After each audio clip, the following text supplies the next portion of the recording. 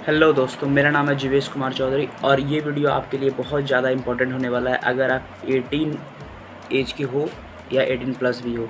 क्योंकि लगभग हम लोग अभी जैसे कि देखते हैं कि बहुत ज़्यादा अनअवेयरनेस के चलते हम लोगों को बहुत ज़्यादा प्रॉब्लम होता है सरकार को चुनने में। तो जब भी कोई व्यक्ति सरकार को चुनता है, लोकसभा इलेक्शन हो या फिर कोई स्टेट लेजिस्लेटिव का कोई इलेक्शन हो, तो इसमें हम लोग जब सरकार को चुनते हैं तो सबसे बड़ा प्रॉब्लम आता है कि व्हाट आर द पैरामीटर्स। हम लोगों का पैरामीटर या क्राइटेरिया सेट नहीं होता है कि कौन सा सरकार एलिजिबल है, उसको कैसे चुना जाए।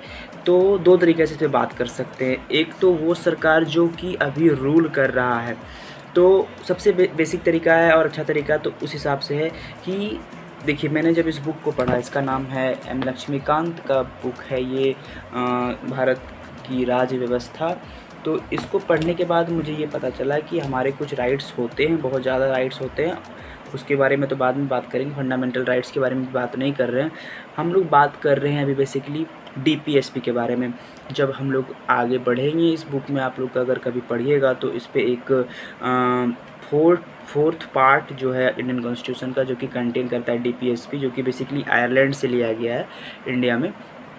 तो वो बात करता है कि directive principle of state policy क्या है, कि स्टेट के क्या क्या अपने पॉलिसीज़ होने चाहिए जो कि वो सोशल वेलफेयर वगैरह प्रमोट कर सके, और रिसोर्सेज का डिस्ट्रीब्यूशन सही से हो सके, और इंटरनेशनल पीस को प्रमोट करना चाहिए, वाइल्ड लाइफ को रिजर्व करना चाहिए। जैसे कि अरावली वाला मैटर अभी राइज हुआ था, उसको इनइक्वालिटी को डिक्रीज़ करना चाहिए, मिनिमम वेजेस सबको मिलना चाहिए। ये सब सरकार की रिस्पॉन्सिबिलिटीज़ के बारे में हमें पता होता नहीं है, कि होता भी है तो हम लोग सोचते हैं कि चलो ठीक है, लेकिन हम लोगों को फिर भी बहुत बार प्रॉब्लम होता है कि पता नहीं रहता। मान लीजिए एक आदमी को पता बिल्कुल भी नहीं है और वो सरकार चुनने जा रहा है। लेट्स से मैं एक लड़का हूँ, मैं अभी 18 प्लस हुआ हूँ and I am eligible to vote, to cast a vote. तो बेसिकली जब मैं जाता हूँ या जब मेरा टाइम आता है तो मैं कंफ्यूज रहता हूँ। बेसिकली मान लीजिए मैंने साइंस पढ़ा है, मैंने कॉमर्स पढ़ा है, लेकिन मैंने अच्छा से पॉलिटिकल साइंस में कोई दिमाग नहीं लगाया, क्योंकि मैंने उस पर कभी इंटरेस्ट ही नहीं रखा। तो जब मैं वोटिंग करने जाऊँगा तो मेरे दिमाग में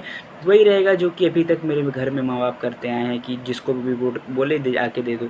लेकिन मेरा, अगर मैं एक सिटीजन बन गया हूँ, सिटीजनशिप जैसे कि मिलता है इंडिया में किस हिसाब से, उस पर बाद में बात करेंगे। तो हम लोग सिटीजन हैं मान लीजिए इंडिया का, तो हम लोगों का एक पर्टिकुलर सोच होना चाहिए कि सरकार को कैसे चुनें। तो ये डीपीएसपी को पढ़ने के बाद आपको पता चलेगा कि प्रेजेंट रूलिंग गवर्नमेंट जो इस क्राइटेरिया में जितनी चीज़ें लिखी गई हैं इस पॉलिसीज़ में, उसमें से किसको किसको फॉलो नहीं कर रहे हैं।